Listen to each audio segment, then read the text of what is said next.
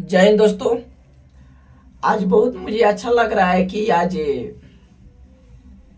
NEET level के question लेकर आए हैं और उस क्वेश्चन को हम लोग बहुत बढ़िया से समझने वाले हैं और आप लोग को क्लियर कहता हूं कि निश्चित रूप से ये क्वेश्चन आप लोग क्लियर कर देंगे, थोड़ा से भी नहीं लगने देंगे। तो ये नीट का क्वेश्चन है। आज सबसे सुनहरा चीज ये बता रहा हूं कि ये डेली अब वीडियो में अपलोड करूंगा। ये हिंदी मीडियम के लिए है, तो हिंदी मीडियम और इंग्लिश मीडियम दोनों के लिए वीडियो अपलोड करूंगा। तो आइए इस क्वेश्चन को हम लोग समझते हैं और बहुत बढ़िया से समझ में आ जाएगा दोस्तों। तो थोड़ा सा जो मेरा लैंग्वेज है समझाने के लिए हिंदी भी जाएगा, इंग्लिश भी जाएगा और भोजपुरी भी जाएगा, तो इसके लिए मैं क्षमा चाहूंगा। आइए दोस्तों चलते हैं अपने क्वेश्चन पर। तो देखिए जा पहला क्वेश्चन का हमनी के श्वसन पाया जाता है। श्वसन के मतलब समझत नहीं है ना।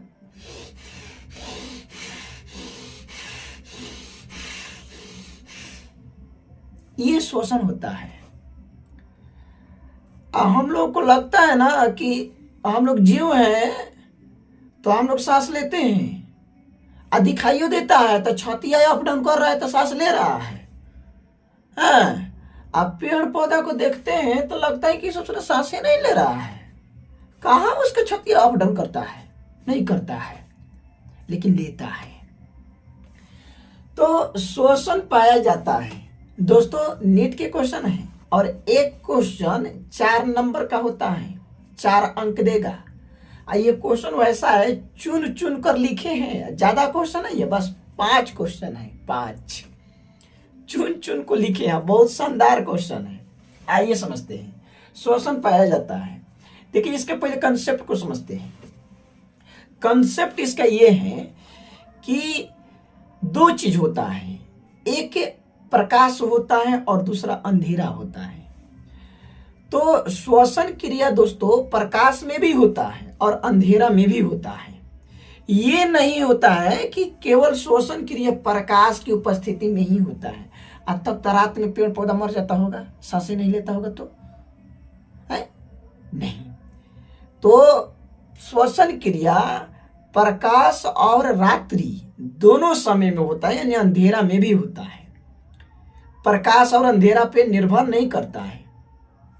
हाँ, क्या निर्भर करता है कि हमेशा ध्यान में रखिएगा दोस्तों, प्रकाश जो श्वसन क्रिया है, जो पेड़ पौधा में श्वसन क्रिया है, जीवित कोशिकाओं में होता है। और जो कोशिका मर गई है तब कहां से उसमें श्वसन क्रिया होगी? जो कोशिका मर गई है उसमें श्वसन क्रिया होगी का? नहीं होगी ना। तो याद रखिएगा, हमेशा जीवित कोशिकाओं में श्वसन क्रिया होती है और प्रकाश के भी उपस्थिति में होती है और अंधेरे में भी होती है। आइए क्वेश्चन अब मक्खन हो गया, मस से मक्खन खसे खत्म, गोइलन गोइलन फ्लॉप। आइए केवल उन कोशिका श्वसन पाया जाता है। पहला ऑप्शन है केवल उन कोशिकाओं में जो हारी नहीं होती। अब बताइए दोस्तों, जो हारी नहीं है, जो हारा भारा नहीं है, जो कोशिका मर गया है, तो अब कहाँ से सांस लेगा? अब कहिए तो हम मर गए हैं और सांस ले रहे तो भूत परित हो जाएंगे है? तो जो चीज मर चुका है तो वो सांस कहाँ से लेगा भाई? नहीं लेगा। तो ये तो ऐसा ही गोइलन, पहला ऑप्शन चल गोइलन। आइए दूसरा ऑप्शन तो तही समझ जाओ। केवल उन कोशिकाओं में जो हारी नहीं होती, प्रकाश तथा अंधेरे दोनों में। अब बताइए, एहू में हरियर नहीं खे, एहू में मृत कोशिका हो गया है, मर गया है, हरियरे नहीं है, पेड़ पौधा सूखा गया है, तो कहां से सांस लेगा? नहीं लेगा। यह भी खत्म है। तीसरे नंबर पे आइए। सभी जीवित कोशिकाओं में प्रकाश तथा अंधेरे दोनों में होता है। ये सही है। सभी जीवित कोशिकाओं में होता है, प्रकाश की उपस्थिति में भी होता है और अंधेरा में भी होता है। और ये लास्ट वाला बहुत अच्छा चीज है, सभी जीवित कोशिकाओं में केवल प्रकाश में। एक बात बताइए, ये भी गलती है। एक बात बताइए कि सभी जीवित कोशिकाओं में केवल प्रकाश में, एक मतलब कि पेड़ पौधा खाली दिने में सांस लेत हुई, रात में ना लेत हुई नु, खाली प्रकाश रहत हुई तबे सांस लेत हुई, तो रतिया में मर जात हुई नु। बताई जाता, इतना ऐसा ही गलती है। तो कौन सही है? सी नंबर सही है। दोस्तों ये क्वेश्चन डायरेक्ट पूछता है, ध्यान में रखिएगा, डायरेक्ट पूछता है। और इस क्वेश्चन को मैं तो ये कहता हूं हमेशा देख कर जाइए एग्जाम हॉल में, मजा आएगा। चलिए अगले क्वेश्चन को देखते हैं।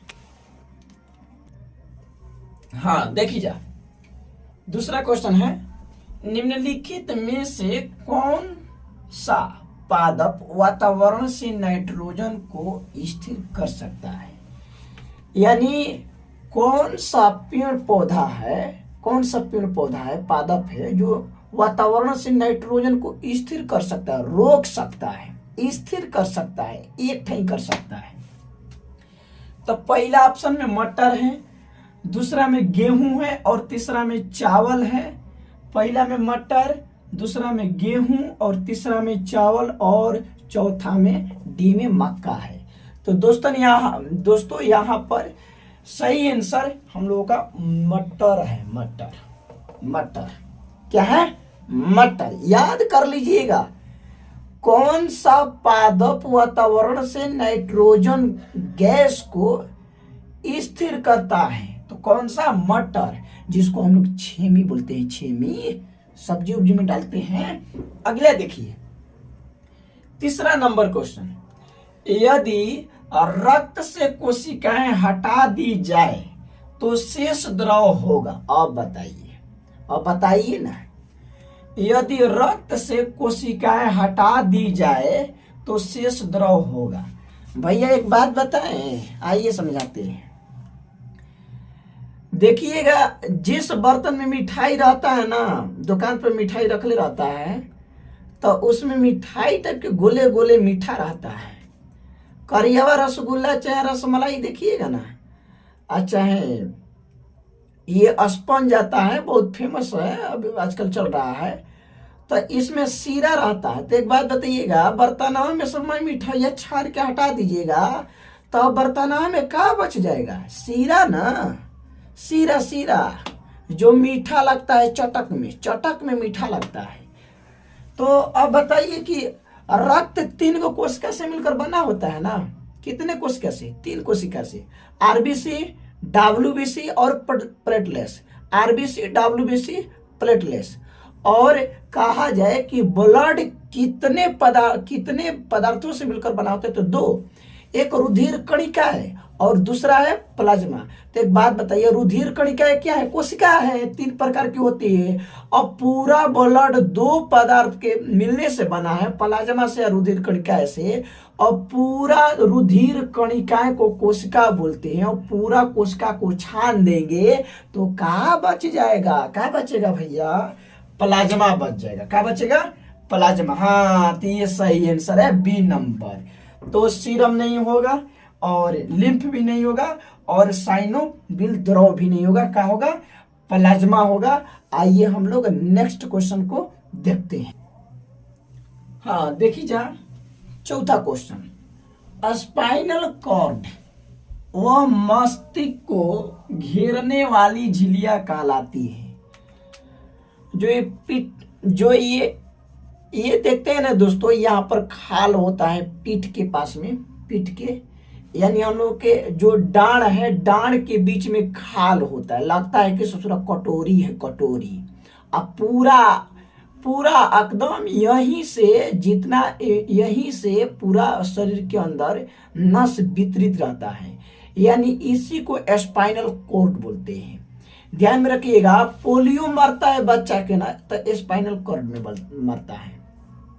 आइए तो मस्तिष्क आप लोग समझिए रहे हैं, इसको हम बता दिए स्पाइनल कॉर्ड किसको बोलते हैं।